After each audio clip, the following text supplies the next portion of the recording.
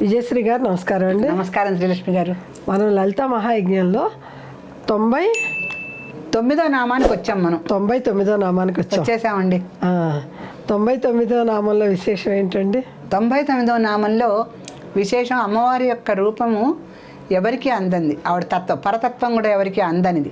అందుకని దాంట్లో సర్వ వేదాంత సంసిద్ధ సుతత్వాయై నమో నమః. సర్వ వేదాంత సంసిద్ధ సుతత్వాయై నమో నమః. సుతత్వాయై నమో నమః.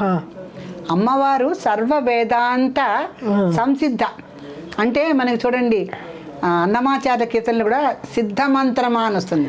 అవునండి, సిద్ధమంత్రం ఒకటి ఉంది మనకి, అవి సిద్ధించే మంత్రాలు అనమాట. ఆ సిద్ధమంత్రము అనేది సర్వ వేదాంత సంసిద్ధ సుతత్వాయే నమో నమః. అమ్మవారు వేదాలకి చివరుండే ఉపనిషత్తులు కనుక వేదాంతం అన్నారు. అవునండి, వేదాంతము అంటే ఉపనిషత్తులే. వేదాలన్నీ అయిపోయాక అంటే సంహితలు, ఆరణ్యకాలు, బ్రాహ్మణాలు అయ్యాక ఉపనిషత్తులు వస్తాయి. చివరి 4వ భాగం అది. అందుకని వాటిని వేదాంతము అన్నారు. వేదానికి చివరి ఉంటుంది కదా వేదాంతం. వేదాంతం అంటే ఉపనిషత్తులే. ఆ సర్వ వేదాంత సంసిద్ధ సుతత్వాయే నమో నమః. వేదాంతాల్లో ఉండే సిద్ధమంత్ర స్వరూపమైనటువంటి ఆ పరబ్రహ్మ స్వరూపిణి లలితాదేవి యొక్క రూపము చక్కని తత్వం గలది. సుతత్వం, సు అంటేనే శుభమైనది, తత్వం అంటే ఆవిడ యొక్క స్వరూపతత్వం. ఆ తత్వ స్వరూపం ఎట్లా ఉంది అంటే సుతత్వం, చక్కని తత్వం గలది. ఎటువంటి చక్కని తత్వము అంటే అన్ని వేదాంతాల యొక్క సిద్ధమంత్రాలు దాచుకున్నటువంటి చక్కటి ఆ యొక్క మంత్ర రూపంగా ఆవిడ ఉన్నదనమాట.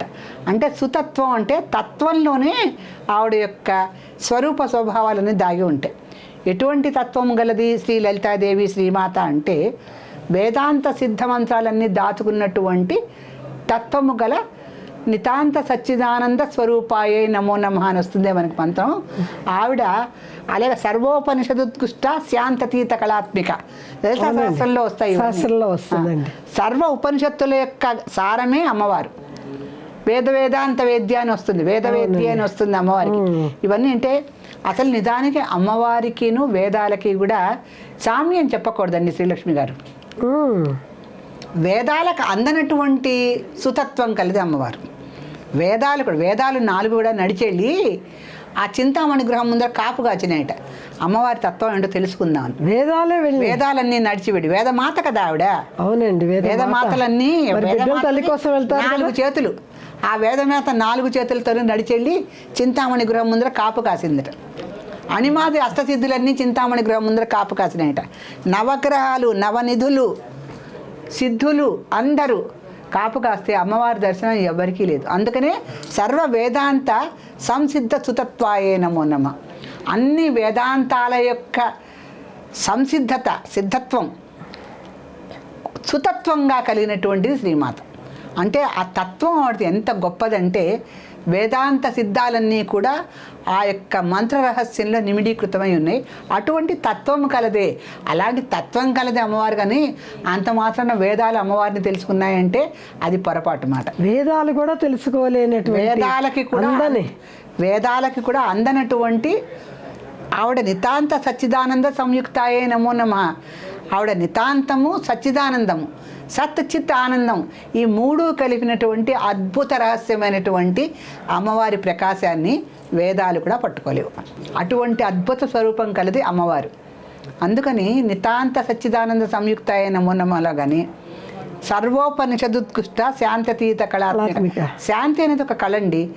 శాంతి అనేటువంటి కళకి కూడా అతీతమైనటువంటి కళ అమ్మవారు. శాంతతీత కళాత్మిక. అవును, కొందరిని చూడగానే శాంతమూర్తులు అలా ఉంటారు. కానీ ఆ శాంతికి కూడా అతీతమైన కళట ఆవిడ. అతీతం అంటే శాంతి కన్నా కూడా అతీతం అంటే ఇంకేంటో మరి. ఎంత నిర్వాణ సుఖదాయని అని ఒక నామం వస్తుందండి. అవునండి, నిర్వాణ స్థితి ఏమిటంటే ఒక సంతోషానికి, ఒక ప్రశాంతతకి, ఒక ఉద్వేగానికి, ఒక శాంతతత్వానికి కూడా అతీతమైనటువంటి రూపం. అది నిర్వాణ స్థితి. ఆ నిర్వాణ స్థితిలో ఉన్నటువంటి అమ్మవారి స్వరూపము ఎటువంటిదయ్యా అంటే సర్వ వేదాంత సంసిద్ధ సుతత్వాయే నమో నమః. వేదాలు, వేదాంతాలు, సిద్ధమంత్రాలు అన్నీ కూడా ఒక చక్కటి తత్వంగా ఉన్నటువంటి శ్రీమాతకి నమో నమః.